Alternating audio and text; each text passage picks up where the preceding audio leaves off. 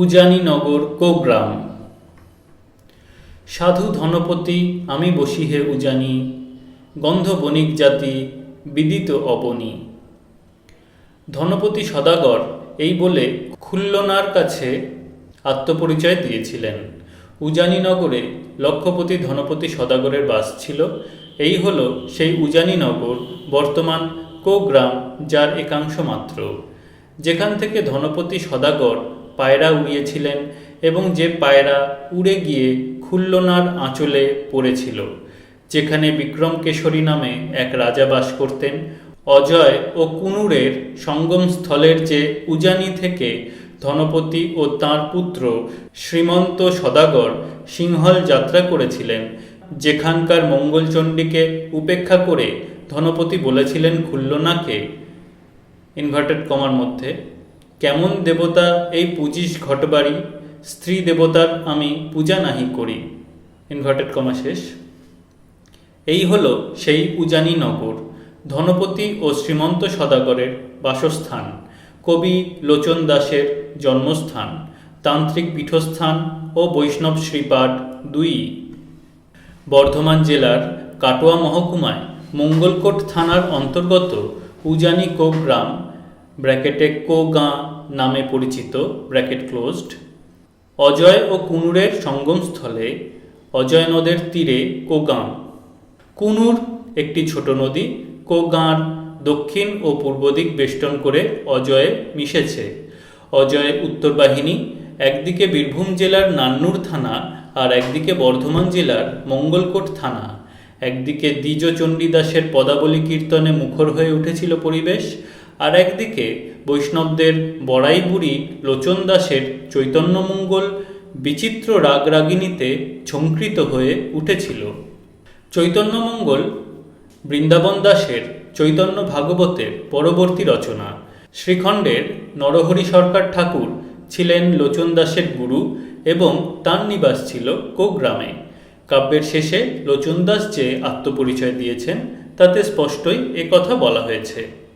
বৈদ্যকুলে জন্ম মোর কোগ্রাম নিবাস, মাতা সতী শুদ্ধমতী সদানন্দী নাম। যাহার উদরে জন্মি করি কৃষ্ণ কাম, কমলাকর দাস নামে মোর জন্মদাতা। যাহার প্রসাদে কহি গৌর গুণগাথা, মাতৃকুল পিতৃকুলে বৈশে এক গ্রামে। ধন্য মাতামহী সে অভয়া দাসী নামে, মাতৃকুলে পিতৃকুলে কহিল মো কথা। নরহরি দাস মোর প্রেম ভক্তিদাতা। ব্র্যাকেটে চৈতন্যমঙ্গল শেষ খণ্ড ব্র্যাকেট ক্লোজড। আধুনিক বাংলার প্রবীণ পল্লী কবি কুমুদরঞ্জন মল্লিকেরও নিবাস কোগ্রাম। নিষ্ঠুর অজয় কোগ্রামকে ক্রমেই গ্রাস করে ফেলেছে। অজয়ের যে কোনো বাঁক থেকে দাঁড়িয়ে দেখলে মনে হয় যেন কোগ্রাম দুর্ধর্ষ নদের ধ্বংসন্মুখ পাড়ের কিনারায় দাঁড়িয়ে তার পর্ণকুটির সহ কাঁপছে। কবি কুমুদরঞ্জনের ঘরবাড়ি সব অজয়ের গর্ভে বিলীন হয়ে গেছে। পর্ণকুটির বেঁধে তিনি সরতে সরতে ক্রমে দক্ষিণ বাহিনী কুনুরের কোলের দিকে যাচ্ছেন। তবু তাঁর প্রাণের চেয়েও প্রিয় কোগ্রাম তিনি প্রাণ থাকতে ছাড়বেন না। আমরা কবির গৃহেই অতিথি হয়েছিলাম, তাঁর সঙ্গেই ঘুরে ঘুরে গ্রাম দেখেছি এবং গ্রামের কথা শুনেছি। কথা প্রসঙ্গে কবি বললেন, তখন তুমি জন্মাওনি, প্রায় বছর 40 আগেকার কথা। উত্তর রাঢ় ভ্রমণে বেরিয়ে রাখালদাস বন্দ্যোপাধ্যায় সদল বলে কোগ্রামে এসেছিলেন। আমি যুবক, ঘুরে ঘুরে তাকেও গ্রাম দেখিয়েছিলাম। বাঁশের কলম দিয়ে তেরেট পাতায় বড় বড় পাতা জোড়া অক্ষরে গান লিখতেন লোচন দাস।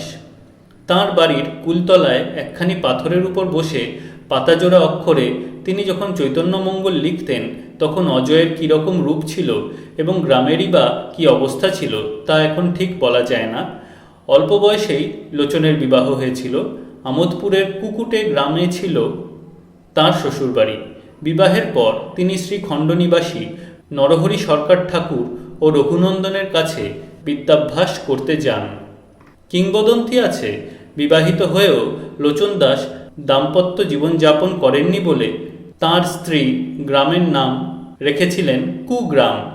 লোচন তাকে কোগ্রাম করেন এবং এখন সকলে কোগাঁ বলেন। উজানির একাংশ হল কোগ্রাম। মঙ্গলকোট সহ আশেপাশের কয়েকটি গ্রাম জুড়ে ছিল উজানি নগর। লোচন দাসের আসল বাস্তুভিটা বা বসতবাড়ির কোনো অস্তিত্ব নেই এখন কোগ্রামে। অজয়ের গর্ভে সব বিলীন হয়ে গেছে, যেমন গেছে কবি জয়দেবের অনেক স্মৃতিচিহ্ন কেন্দুবিল্ল গ্রামে। লোচন দাসের পাট আছে কোগাঁয়ে, তার মধ্যে লোচন দাসের সমাধিও আছে। প্রতি বছর উৎসবের সময় অনেক বৈষ্ণব ও বাউলের সমাবেশ হয় কোগাঁয়ে।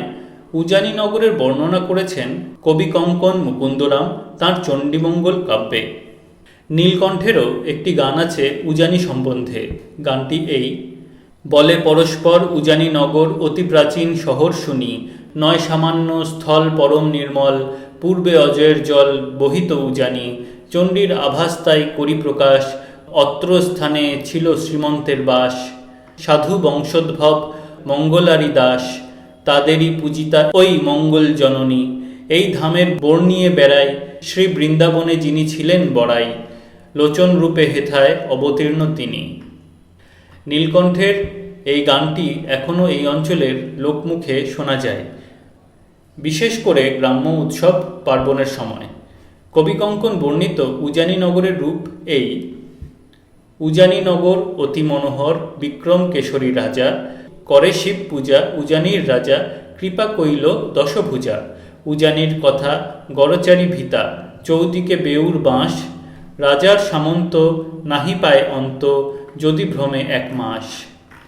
মনে হয় বিক্রম কেশরী উত্তর রাঢ়ের কোন সামন্ত রাজা ছিলেন। বর্তমান কোগ্রাম, মঙ্গলকোট, আড়াল প্রভৃতি গ্রাম নিয়েছিল সেকালের উজানি নগর, দুর্গ ও পরিখা বেষ্টিত। সেকালের গ্রাম্য দুর্গগুলি বেউর বাঁশের বনে ঘেরা থাকত। বাঁশবন অত্যন্ত দুর্ভেদ্য। ঘনরামও ধর্মমঙ্গলে এই বাঁশগড়ের কথা বলেছেন: বেরু বাঁশে বেষ্টিত বিষম গড়খানা, দ্বারবদ্ধ পাষাণে সম্মুখে দিল হানা। উজানিনগর সম্বন্ধে মুকুন্দরাম বলেছেন, বিক্রম কেশরী তাহার নগরী আছে কত সদাগর। উত্তর রাঢ়ের সদাগর প্রধান স্থান ছিল উজানি। একথা মঙ্গলকাব্যের বিভিন্ন হাতে লেখা পুঁথিতে আরও পরিষ্কার করে বলা হয়েছে।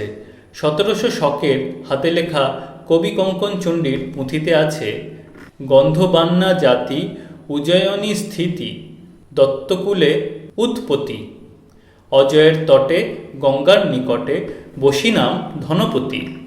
ক্ষেমানন্দের মনসামঙ্গল পুঁথিতে আছে: শুনহ সনকা এই কহিয়ে তোমারে, লক্ষিন্দরের বিভা দিব উজানি নগরে।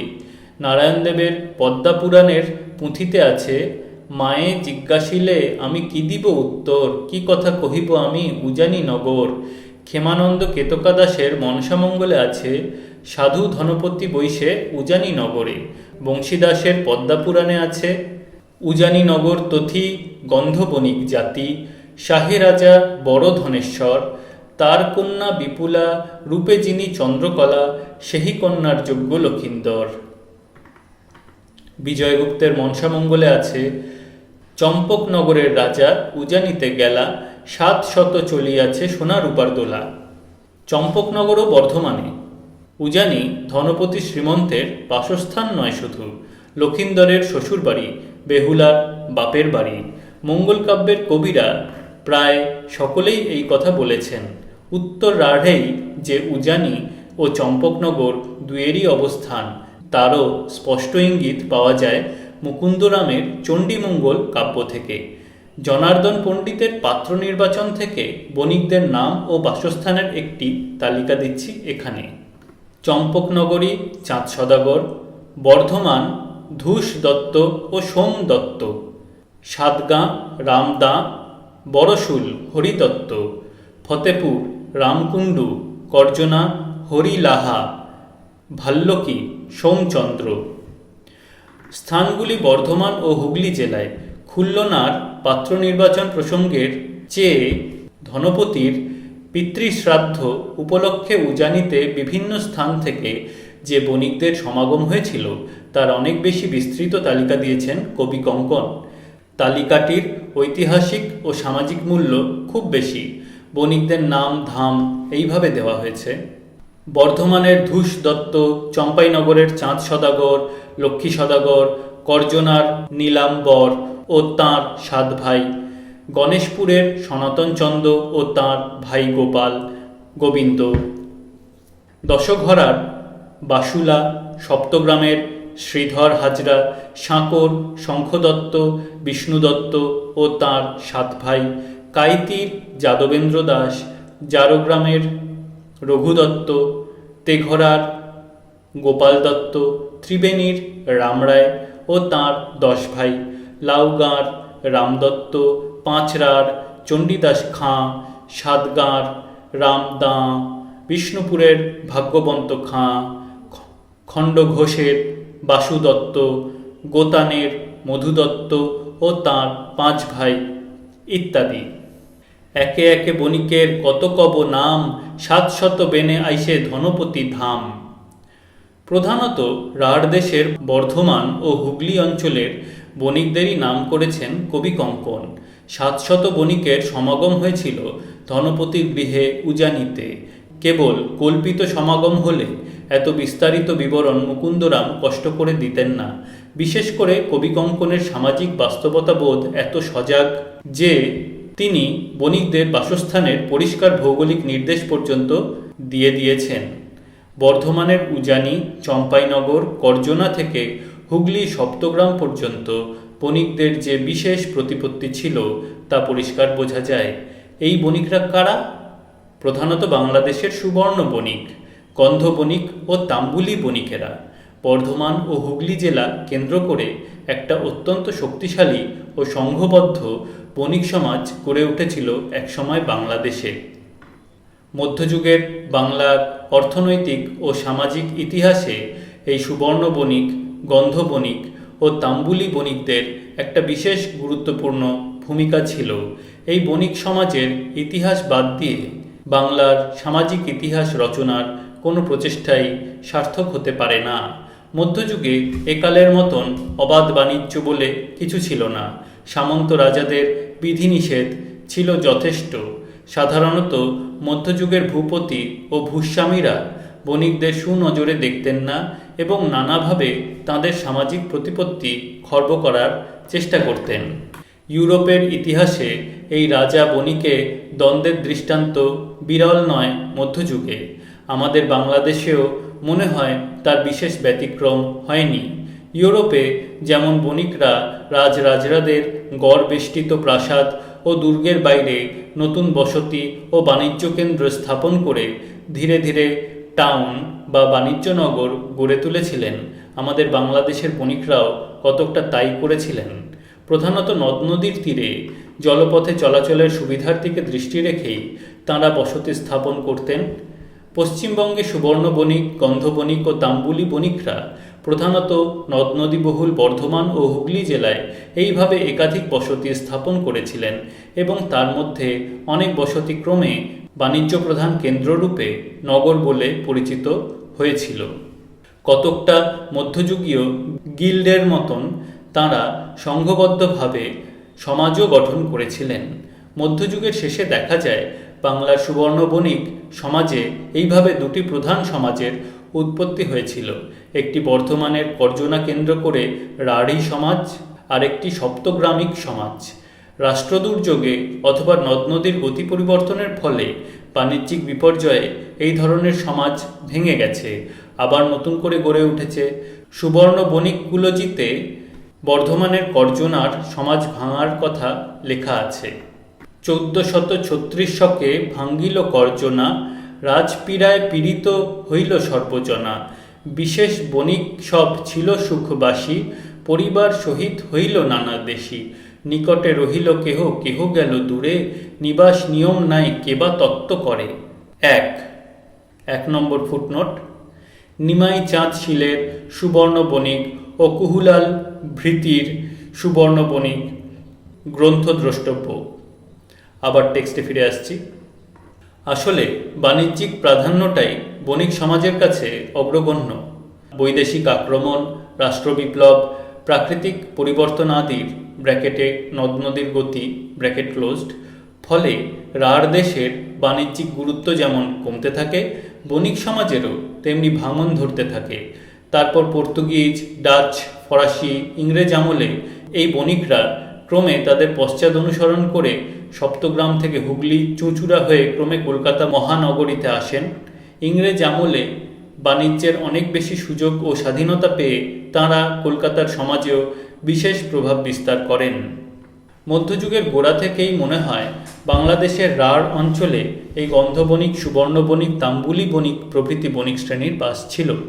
তখন তাঁরা বিভিন্ন বাণিজ্যিক শ্রেণীতে হয়তো বিভক্ত হননি, হওয়াও আশ্চর্য নয়। বর্ধমান জেলার গলসি থানার অন্তর্গত মল্ল সারুল গ্রামে আনুমানিক ৬ষ্ঠ খ্রিস্টাব্দের যে তাম্রশাসন পাওয়া গেছে তাতে এই অঞ্চলের মহত্তরদের ও অন্যান্য গণ্যমান্য ব্যক্তিদের নাম উল্লেখ করা হয়েছে। তার মধ্যে এই নামগুলি বিশেষভাবে প্রণিধানযোগ্য বলে মনে হয় বণিক শ্রেণীর প্রসঙ্গে। বক্কত্তক বিথি সম্বন্ধ অর্ধকরক অগ্রহারের মহত্তর হিম দত্ত, বটবল্লক অগ্রহারের মহত্তর ষষ্ঠী দত্ত ও শ্রীদত্ত, গোধগ্রাম অগ্রহারের মহিদত্ত ও রাজ্য দত্ত। এই গ্রামগুলির অধিকাংশ এখনও বর্ধমানে আছে, যেমন বক্কত্তক ব্র্যাকেটে অধুনা বাক্তা ব্র্যাকেট ক্লোজড, গোধগ্রাম ব্র্যাকেটে অধুনা গোগাঁ ব্র্যাকেট ক্লোজড ইত্যাদি। মহত্তরদের মধ্যে এই হিমদত্ত, ষষ্ঠী দত্ত, শ্রীদত্ত, মহিদত্ত প্রভৃতি কারা? বণিকদের আদিপুরুষ ছাড়া তাঁরা অন্য কেউ নন। সুতরাং প্রায় ১৫০০ বছর ধরে বর্ধমানে তথা উত্তর রাঢ়ে এই গন্ধ বণিক, সুবর্ণ বণিক, তাম্বুলি বণিক প্রভৃতি সদাগররা যে বাস করছেন তার প্রমাণই পাওয়া যাচ্ছে। শত শত বৎসর ধরে বাণিজ্য করে তারা বংশানুক্রমে বিরাট সঞ্চিত মূলধনের মালিক হবেন, তাতে আশ্চর্য হবার কিছু নেই। এই কারণে ধনপতি সদাগর, শ্রীমন্ত সদাগর, চাঁদ সদাগর, লক্ষিন্দর প্রভৃতি বাংলা মঙ্গল কাব্যের সদাগর নায়করা বর্ধমান জেলার এইসব অঞ্চলের বাসিন্দা হওয়াই সম্ভব বলে মনে হয়। ৭০০ ধনিক বণিক যে উজানিতে ধনপতি গৃহে উপস্থিত হয়েছিলেন ১৫০০ বছরের বাণিজ্যের ইতিহাসে, তাও আদৌ অসম্ভব নয়। বাংলাদেশের সামাজিক ও অর্থনৈতিক ইতিহাস যেদিন সত্যই লেখা হবে, সেদিন চম্পাইনগর, উজানিনগরের মতন আরও অনেক মধ্যযুগীয় নগরের ইতিহাস এবং চাঁদ সদাগর, ধনপতি সদাগরের মতন আরও অনেক সদাগরের লক্ষ লক্ষ টাকা পুঁজি সঞ্চয়ের কাহিনীও নতুন করে লেখা হবে। তখন একথাও মনে হবে যে মঙ্গল কাব্যের কবিদের উজানিনগরের বর্ণনা বা মধুকর, দুর্গাবর, শঙ্খচূড়, চন্দ্রপাল, ছোটমুটি, গুয়ারেখি, নাটশালা প্রভৃতি সদাগরী ডিঙ্গার বর্ণনা কেবল নিছক কবিকল্পনা নয়, তার মধ্যে অনেকখানি ঐতিহাসিক সত্যও লুকিয়ে আছে। বাংলার অর্থনৈতিক ও সামাজিক ইতিহাসে গন্ধ বণিক, সুবর্ণ বণিক, তাম্বুলি বণিক প্রভৃতি বিভিন্ন বণিক জাতির গুরুত্বপূর্ণ ভূমিকা সম্বন্ধে পূর্বে আভাস দিয়েছি। ইতালির ফ্রেস্কোবল্ডি, গুয়ালতারত্তি, স্ট্রৎসি, মেডিচি বা জার্মানির ফাগার, ওয়েলসারের মতন আমাদের বাংলাদেশের ধনপতি সদাগর, চাঁদ সদাগর, শাহ বণিক প্রভৃতিরা ছিলেন। রাঢ় দেশের নদ নদীর তীরে তাঁরা বাণিজ্য প্রধান বর্ধিষ্ণু নগর স্থাপন করেছিলেন, যেমন চম্পাইনগর, করজনা, উজানি ইত্যাদি। ক্রমে ভৌগোলিক ও রাষ্ট্রিক ভাগ্য বিপর্যয়ের ফলে তাঁরা কলকাতা শহরে ও অন্যান্য স্থানে ছড়িয়ে পড়েন। বাংলার নবযুগের ইতিহাস বাংলার সদাগর জাতির এই ইতিহাসের সঙ্গে অবিচ্ছেদ্যভাবে জড়িত। প্রাচীন গৌড় ও রাঢ়ের ভৌগোলিক বা রাষ্ট্রিক সীমানা তেমন নির্দিষ্ট ছিল বলে মনে হয় না। সুতরাং বণিকরা গৌড় দেশ থেকে না রাঢ় দেশ থেকে বিভিন্ন অঞ্চলে ছড়িয়ে পড়েছেন তা নিয়ে তর্ক করা বৃথা। বর্ধমান জেলায় গলসি থানার অন্তর্গত মল্ল সারুল গ্রামে যে তাম্র শাসনখানি পাওয়া গেছে তা এই অঞ্চলের সবচেয়ে প্রাচীন ঐতিহাসিক নজির। বিশেষজ্ঞরা অনুমান করেন তাম্র শাসনখানি ৬ষ্ঠ খ্রিস্টাব্দের, অর্থাৎ প্রায় ১৫০০ বছর আগেকার। গলসি মল্ল সারুল কেন্দ্র থেকে করজনা, উজানি, বর্ধমান, চম্পাইনগর, সাঁকো প্রভৃতি অঞ্চল খুব বেশি দূর নয়। মল্ল সারুল তাম্র শাসনের মহত্তরদের মধ্যে হিমদত্ত, ষষ্ঠী দত্ত, শ্রীদত্ত, মহিদত্ত, রাজ্যদত্ত প্রভৃতি যে দত্তদের নাম আছে তাঁরা এই সদাগর জাতিরই পূর্বপুরুষ বলে মনে হয়। মনে হবার একাধিক কারণ আছে। মল্ল সারুল তাম্র শাসনের প্রায় 1000 বছর পরে কবি কঙ্কন মুকুন্দরাম বণিকদের নামধাম বসতির যে বিস্তৃত বিবরণ দিয়েছেন, তার মধ্যেও দত্ত উপাধিধারী অনেকের নাম আছে গন্ধ বণিক তাঁরা। আজও অজয় ও দামোদরের দুই তীরবর্তী অনেক গ্রামে গন্ধ বণিক, সুবর্ণ বণিক, তাম্বুলি বণিক প্রভৃতিদের বাস আছে। তাঁদের মধ্যে অনেকে আজও অত্যন্ত অবস্থাপন্ন এবং গ্রামের মধ্যে সবচেয়ে ধনী বলে গণ্য। গ্রামের মধ্যে বিরাট বিরাট অট্টালিকার অধিকাংশই আজও এই বণিকদের অতীত সমৃদ্ধির স্মৃতিচিহ্নরূপে দাঁড়িয়ে আছে। ধর্মমঙ্গল কাব্যের কবি ঘনরাম লাউসেনকে উজানি কোগ্রামের পাশে মঙ্গলকোটে হরিতাম্বুলির গৃহে নিয়ে গিয়েছিলেন। গুরুগতি কর্জনা রাখিয়া দুইজনে, প্রবেশে মঙ্গলকোট রজনী বদনে, হরিদাস তাম্বুলি শনে পথে দেখা, মিলিল বিদুর যেন গোবিন্দের সখা। আজও যদি কেউ বর্ধমান জেলার মানকর গ্রামে যান, তাহলে তাম্বুলি পাড়ায় পা দিলেই তাম্বুলি বণিকদের অতীত সমৃদ্ধির চিহ্ন দেখে বিস্মিত হবেন। তেমনি অজয় নদের ওপারে যদি কেউ বীরভূম জেলার কীর্ণাহার ও তার পার্শ্ববর্তী গ্রামে যান, তাহলে এখনও দত্ত উপাধিধারী গন্ধ বণিকদের সমৃদ্ধি দেখে স্তম্ভিত হবেন। বর্ধমান ও হুগলি জেলার একাধিক গ্রামে আজও এই বণিক জাতির অতীত প্রতিপত্তি ও সমৃদ্ধির চিহ্ন দেখা যায়। বসতিগুলি সবই প্রায় নদীর তীর ধরে গড়ে উঠেছিল। শীর্ণকায় খাল বা শুকনো খাত ছাড়া সেই সব নদীর কোনো চিহ্ন নেই আজ। নদ নদীর ভাঙা গড়ার সঙ্গে সঙ্গে বণিকদের ভাগ্য গড়েছে ভেঙেছে। ক্রমে নদীর তীর ধরেই সপ্তগ্রাম হুগলি থেকে কলকাতা শহর ও অন্যান্য স্থানে তাঁরা আবার বাসা বেঁধেছেন। এই বণিক জাতির প্রায় 1500 বছরের একটা ইতিহাসের আভাস পাওয়া যাচ্ছে এখানে এবং এই রাঢ় দেশেই। তার মধ্যে বর্ধমান জেলার দামোদর, অজয়, খড়গেশ্বরী ব্র্যাকেটে খড়ি নদী, গাঙ্গুর প্রভৃতি নদ নদীর তীরবর্তী এই অঞ্চলগুলিতে বণিক জাতির পুরুষানুক্রমিক বসতির আভাস আরও অনেক স্পষ্টতর বলে মনে হয়। বিপ্রদাস, মুকুন্দরাম, ঘনরাম প্রভৃতি মঙ্গলকাব্যের কবিরা তার বিবরণ পর্যন্ত দিয়েছেন। মল্ল সারুল তাম্র শাসন থেকে মুকুন্দরাম ঘনরাম পর্যন্ত প্রায় 1000 বছর বা 30-40 পুরুষের ব্যবধান। তার কোনো লিখিত ইতিহাস নেই, কিন্তু তাম্র শাসনোল্লিখিত হিমদত্ত, ষষ্ঠী দত্ত, শ্রী দত্ত, রাজ্য দত্ত, মহিদত্ত প্রভৃতি মহত্তররা যদি সকলেই নির্বংশ না হয়ে থাকেন, তাহলে 30-40 পুরুষ পরে ধনপতি সদাগর ও চাঁদ সদাগরের কাহিনী মিথ্যা না হবার সম্ভাবনাই বেশি। অন্তত তাঁদের ধনদৌলত সঞ্চয় ও বাণিজ্যের কাহিনী অবাস্তব নয়। যে 700 প্রতিষ্ঠিত বণিক পরিবারের প্রতিনিধিদের সমাগম হয়েছিল ধনপতি গৃহে উজানিতে, তাঁরা কেউ হঠাৎ গজিয়ে ওঠেননি। তাঁদের স্থানীয় বসতিও 1-আধ শতাব্দীর নয়। বাংলার সদাগরদের প্রাচীন বসতি ও বাণিজ্য কেন্দ্রের ভৌগোলিক সীমানার নির্দেশ যদি এইভাবে পাওয়া যায়, তাহলে বাংলার সংস্কৃতির ইতিহাসের একটা প্রায়ান্ধকার দিক অনেকটা আলোকিত হয়ে ওঠে। ধনপতি শ্রীমন্ত, বেহুলা লক্ষিন্দরের কাহিনীর উৎপত্তি কেন্দ্র এবং চণ্ডী, মনসা প্রভৃতি অনার্য দেবী পূজার সামাজিক প্রচলনের পূর্ব সংঘাত কেন্দ্র কোথায়, তারও আভাস পাওয়া যায়। পূর্বোক্ত তথ্যাদি থেকে মনে হয় এই কেন্দ্র রাঢ় দেশের মধ্যস্থলে কোথাও। তার মানে বর্ধমানের এই অঞ্চলেই যে অনার্য দেবদেবী পূজা পদ্ধতি ও ধর্মাচরণের সঙ্গে হিন্দু দেবদেবীর সংঘাত ও বিরোধ হয়েছিল প্রথমে, তা নয়। রাঢ়ের সীমান্ত বীরভূম, বাঁকুড়া প্রভৃতি জেলার ভিতর দিয়ে এই বিরোধের ধারা প্রবাহিত হয়ে এসে হয়তো নিষ্পত্তিকালে রাঢ় কেন্দ্র বর্ধমানে তীব্র রূপ ধারণ করেছিল। শিবের মতন দেবতারা অনেক আগেই এই সংঘাতের স্তর অতিক্রম করে এসেছিলেন।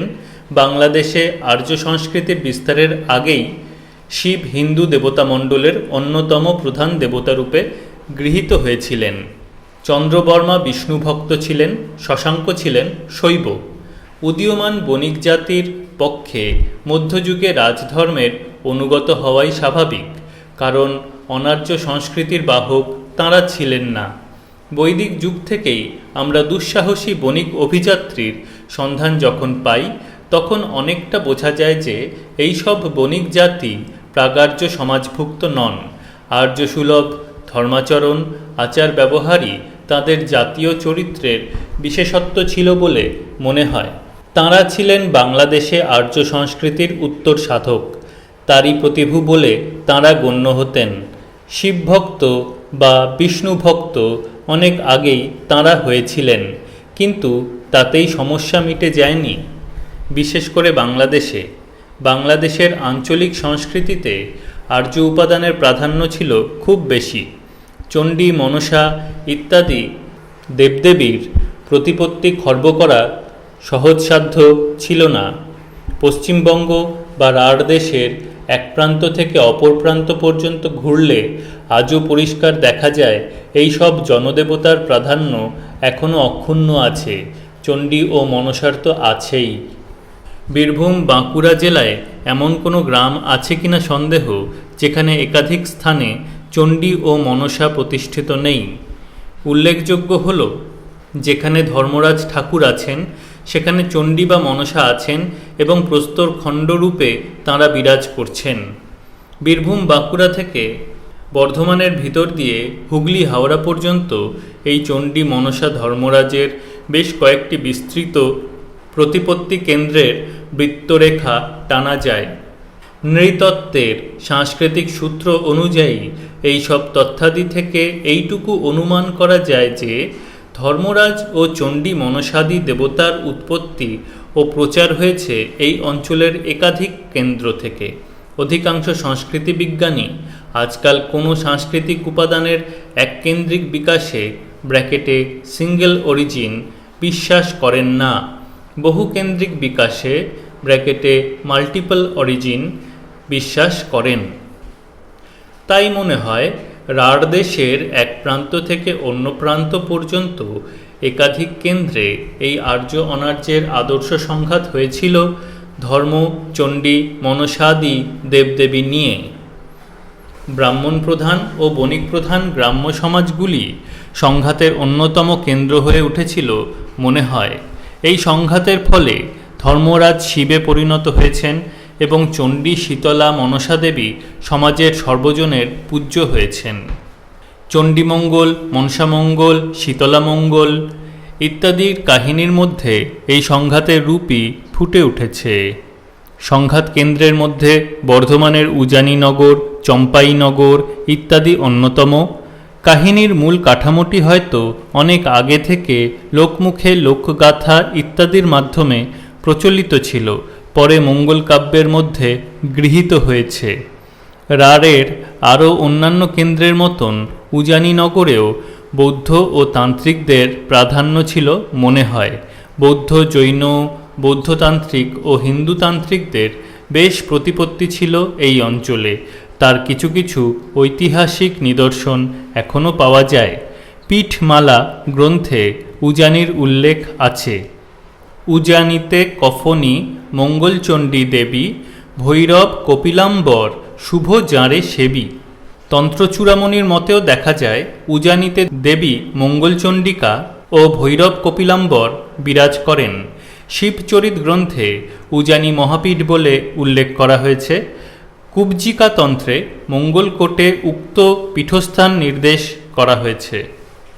মঙ্গলকোষ্ঠ নামে বিখ্যাত তান্ত্রিক কেন্দ্র ছিল ওড্ডিয়ানি, উত্তর পশ্চিমে ব্র্যাকেটে ওড্র, উড়িষ্যা বা উজানি নয় ব্র্যাকেট ক্লোজড। বৌদ্ধ তন্ত্রশাস্ত্রে এই মঙ্গলকোষ্ঠের উল্লেখ আছে।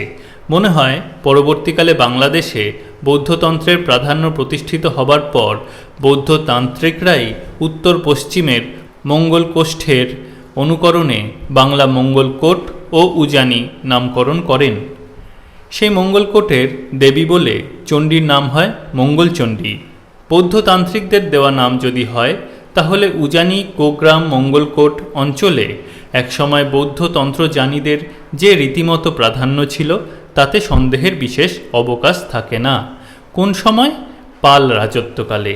মুসলমানদের অভিযানকাল পর্যন্ত হয়তো তার সামাজিক প্রভাব ছিল, তারপর নিশ্চিহ্ন হয়ে গেছে। বাকি তার যে লোকায়ত রূপ ছিল তা সহজিয়া সাধকরা এবং অজয়ের ওপারের দ্বিজ চণ্ডীদাস থেকে এপারের লোচনদাস পর্যন্ত পদাবলী রচয়িতারা আত্মসাৎ করে নিয়েছেন সহজেই।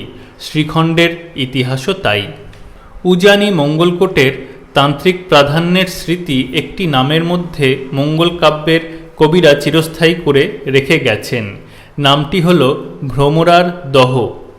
আমার মনে হয় নামটি তন্ত্র প্রসঙ্গে বিশেষ তাৎপর্যপূর্ণ, যদিও সহজে তা মনে হবার কথা নয়। উজানিনগরে যখন বণিকদের বসতি ছিল তখন তাদের বাণিজ্য ডিঙা সব এই ভ্রমরার দহে নোঙর করা বা ডোবানো থাকত। ধনপতি দত্ত এই ভ্রমরার দহ থেকে ডিঙায় চেপে সিংহলে বাণিজ্য যাত্রা করেছিলেন। ধনপতির পুত্র শ্রীমন্ত দত্তও এই ভ্রমরার দহে 7খানা সমুদ্রগামী পোত ভাসিয়ে পিতার সন্ধানে সিংহল যাত্রা করেন। প্রথমে ভ্রমরা জলে শ্রীমন্ত নৌকায় চলে, পূজিয়া মঙ্গল চণ্ডিকায়, এরায় ভ্রমরা পানি, সম্মুখেতে উজানি, নিজ গ্রাম এড়াইয়া যায়। কবি কঙ্কন। সদাগররা যখন স্বগ্রামেই থাকতেন, বাণিজ্যে যেতেন না, তখন ডিঙাগুলি ভ্রমরার জলে ডোবানো থাকত। বাণিজ্য যাত্রার আগে নৌকাগুলি জল থেকে তুলে মেরামত করে গাবকালি করা হতো। ভ্রমরার দহ তখন খুব গভীর ছিল, ডুবুরি নামিয়ে ডিঙা তুলতে হতো। পূর্ব হইতে ছিল ডিঙা ভ্রমরার জলে, ডুবুরি লইয়া সাধু গেল তার কূলে। ঘাটে জলদেবতার করিল পূজন, জলেতে ডুবুরি গিয়া নামে 2 জন। অজয় ও কুনুর নদীর সঙ্গমস্থলের পাশেই ভ্রমরার দহ। গ্রামের লোকের এখনও সমাগম হয় এখানে। কিন্তু ভ্রমরার দহ নাম কেন?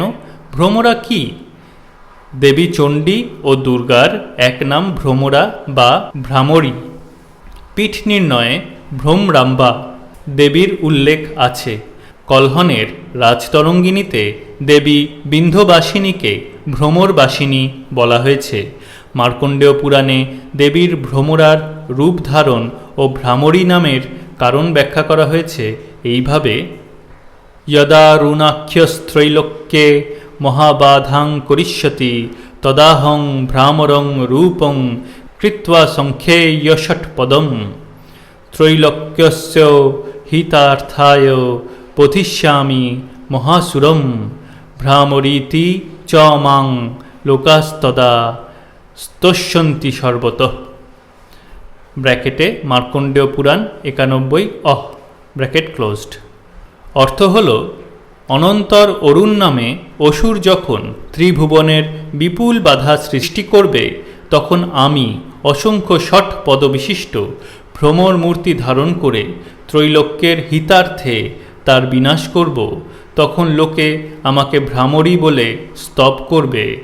উজানির দেবী মঙ্গলচণ্ডী ভ্রামরী বা ভ্রমরা নামেও খ্যাত ছিলেন এবং তাঁরই নামে ওই দহের নাম হয়েছে।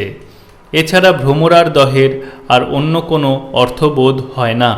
উজানি কোগ্রামের মঙ্গলচণ্ডীর মন্দিরের মধ্যে একটি অতি সুন্দর বজ্রাসনে উপবিষ্ট বুদ্ধমূর্তি এখনও আছে। লোচনদাসের পাটের কাছে একটি জৈন তীর্থঙ্করের মূর্তি ছিল। সেটি রাখালদাস বন্দ্যোপাধ্যায় বঙ্গীয় সাহিত্য পরিষদের জন্য সংগ্রহ করে এনেছিলেন। এখন সেটি পরিষদের জাদুঘরে রয়েছে। বুদ্ধমূর্তিটি রাখালদাস অনেক চেষ্টা ও অনুনয় বিনয় করেও স্থানান্তরিত করতে পারেননি। শ্রদ্ধেয় কবি কুমুদরঞ্জনের মুখে শুনলাম, অজয় ও কুনুরের গর্ভ থেকে প্রচুর বৌদ্ধ ও তান্ত্রিক দেবদেবীর মূর্তি পাওয়া গেছে একসময়। ছোট বড় ভাঙাচোরা নানা রকমের মূর্তি, চামুণ্ডার মূর্তি, মহিষমর্দিনীর মূর্তি ইত্যাদি। অনেক মূর্তি গ্রামের বাইরে চলে গেছে, বিতরণও করা হয়েছে। যে বুদ্ধমূর্তিটি এখনও আছে তার অনাড়ম্বর চালচিত্র ও প্রভামণ্ডল থেকে পরিষ্কার বোঝা যায় বেশ প্রাচীন মূর্তি। পালযুগের মূর্তি, নবম দশম শতাব্দীর পরের নয়। জৈন মূর্তিটি তীর্থঙ্কর শান্তিনাথের মূর্তি বলে নির্ধারিত হয়েছে। ব্র্যাকেটে রাখালদাস। এই রকম আরও অনেক বৌদ্ধ ও জৈন মূর্তি এখান থেকে পাওয়া গেছে। তার মধ্যে একটি জৈন দিগম্বর মূর্তি। ব্র্যাকেটে কবি কুমুদরঞ্জনের মুখে শুনলাম, ব্র্যাকেট ক্লোজড। কোগ্রাম মঙ্গলকোটের অনতিদূরে বাবলাডিহি গ্রামে ব্র্যাকেটে এখন শঙ্করপুর বলে পরিচিত ব্র্যাকেট ক্লোজড ন্যাংটেশ্বর শিব বলে পূজিত হচ্ছেন। দিগম্বর জৈন তীর্থঙ্করের ন্যাংটেশ্বর নামটি যথার্থ হয়েছে যে তাতে কোনো সন্দেহ নেই। পাথরের বৌদ্ধ ও হিন্দু তান্ত্রিক দেবীমূর্তিও অনেক পাওয়া গেছে। এইসব পাথুরে নিদর্শন, ভ্রমরার দহ নাম, মঙ্গল কাব্যের কবিদের কাহিনী ইত্যাদি থেকে এইটুকু বেশ বোঝা যায় যে মঙ্গলকোট, কোগ্রাম, উজানি অঞ্চলে একসময় চণ্ডী, মনসা, ধর্মরাজ ইত্যাদির অনার্য পূজারীদের বেশ প্রাধান্য ছিল। তন্ত্রযানী বৌদ্ধ ধর্মের প্রসারও হয় সেই জন্য এই অঞ্চলে। তারপর হিন্দুতান্ত্রিক ও বৈষ্ণব সহজিয়া বাউলরা তা আত্মসাৎ করে ফেলেন অনায়াসে। আদর্শগত সংঘাত ও বিরোধ যে হয় না তা নয়। শৈবধর্মী বাংলার সদাগররা সহজে লোকায়ত ধর্মকে মানতে চাননি। লোকসাধারণের প্রতিনিধি নারী বা নায়িকার মাধ্যমে এই লোকায়ত ধর্মের প্রচার করা হয়েছে। সেই সংস্কৃতি সংঘাত ও সমন্বয়ের বিস্তৃত অঞ্চলের মধ্যে ব্র্যাকেটে রাঢ় দেশে উজানি, কোগ্রাম, মঙ্গলকোটও অন্যতম কেন্দ্র ছিল। অন্যতম কেন্দ্র হবার প্রধান কারণ ছিল এই অঞ্চলের বণিক জাতির আধিপত্য।